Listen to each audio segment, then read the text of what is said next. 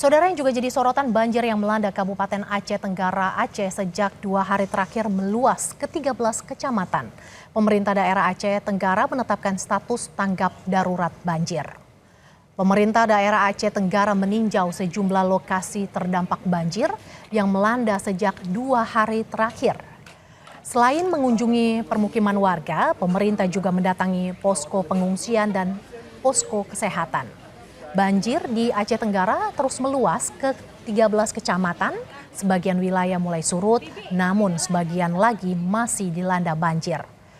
Data terbaru dari BPBD Aceh, sebanyak 58 desa di 13 kecamatan terdampak banjir.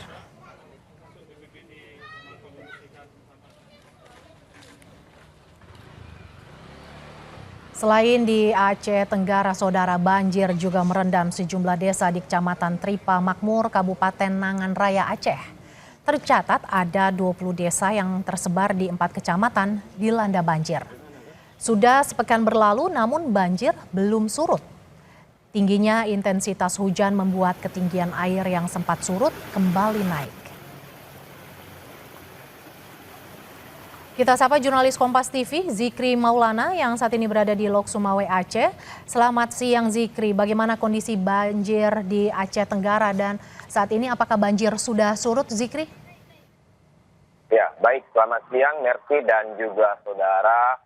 Banjir yang sempat melanda Kabupaten Aceh Tenggara pada Jumat malam lalu memang hingga kini kondisinya terus berangsur surut. Memang Mercy dan juga saudara, ada sejumlah desa yang hingga kini masih tergenang air begitu setinggi hingga 20 dan 30 cm begitu, Mercy.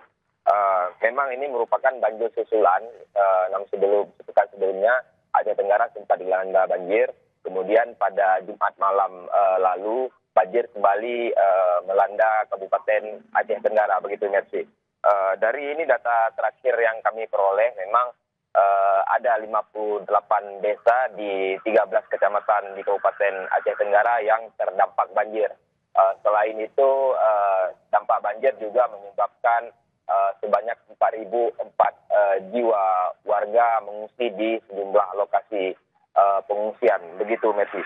Selain dampak tersebut, ada juga dampak fasilitas yang rusak, begitu, akibat banjir yang terjadi di Aceh Tenggara. Di antaranya ada 7 fasilitas dan juga bangunan mengalami rusak parah, 2 di antaranya rusak sedang dan 5 di antara lainnya merupakan kondisi bangunan yang mengalami rusak ringan, begitu, Messi. Hingga kini wilayah Aceh Tenggara masih terendam banjir. Terima kasih jurnalis Kompas TV, Zikri Maulana, atas laporan Anda. Saudara, usai jeda, Kompas Siang masih akan kembali dengan informasi, di antaranya MPR RI mulai mengirim undangan kepada Presiden terpilih Prabowo Subianto dan Presiden Joko Widodo untuk acara pelantikan Presiden Wakil Presiden terpilih pada 20 Oktober 2024. Ada pula informasi Presiden Joko Widodo dan Presiden terpilih Prabowo Subianto bersama-sama menghadiri apel pengamanan pelantikan Presiden dan Wakil Presiden. Pelantikan akan digelar 20 Oktober mendatang di gedung MPR DPR Jakarta. 2 informasi ini akan hadir usai jeda, tetaplah bersama Kompas Siang.